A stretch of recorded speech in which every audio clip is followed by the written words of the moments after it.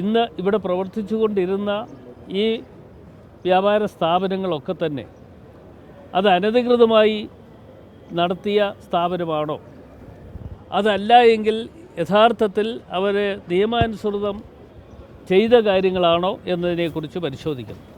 പല അവസരങ്ങളിലും കോഴിക്കോട് പോലെയുള്ള പ്രദേശത്ത് പല ഇടങ്ങളിലായി ഇതുപോലെയുള്ള സംഭവ വികാസങ്ങൾ ഉണ്ടായിക്കൊണ്ടേയിരിക്കുന്നു.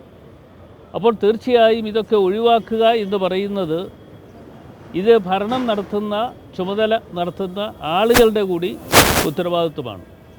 ആ ഉത്തരവാദിത്വങ്ങൾ നിറവേറ്റുവാൻ അധികാരികൾ തയ്യാറാകണം എന്നുള്ളതാണ് എനിക്ക് പ്രത്യേകമായി പറയാനുള്ളത്.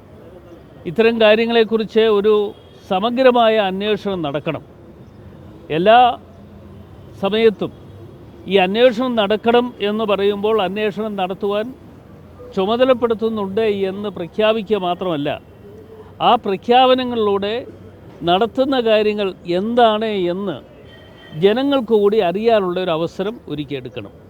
അതല്ലാതെ കണ്ട് പ്രഖ്യാപനം മാത്രം നടത്തി മുമ്പോട്ട് പോയി എന്നുള്ളത് കൊണ്ട് കാര്യങ്ങൾ പര്യവസാനിച്ചു എന്ന് ആരും കാണുവാൻ പാടില്ല. എന്തായാലും ഇതുപോലെ ഒരു സംഭവം ഇനി ഒരിക്കൽ കൂടി ഇവിടെ ആവർത്തിക്കാതിരിക്കട്ടെ, അതിനുവേണ്ടിയാണ് ഞങ്ങൾ ഈ കാര്യങ്ങളൊക്കെ സൂചിപ്പിക്കുന്നത്.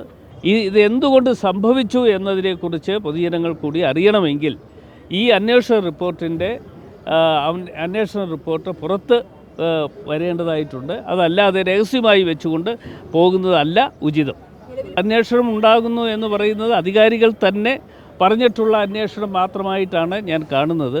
ആ അധികാരികൾ പറയുന്ന അന്വേഷണത്തെക്കാൾ ഉപരിയായി ഒരു ജുഡീഷ്യറിയുടെ നേതൃത്വത്തിൽ ഒരു അന്വേഷണം നടന്നാൽ പല കാര്യങ്ങളും പുറത്തേക്ക് വരും എന്നത് യാഥാർത്ഥ്യം.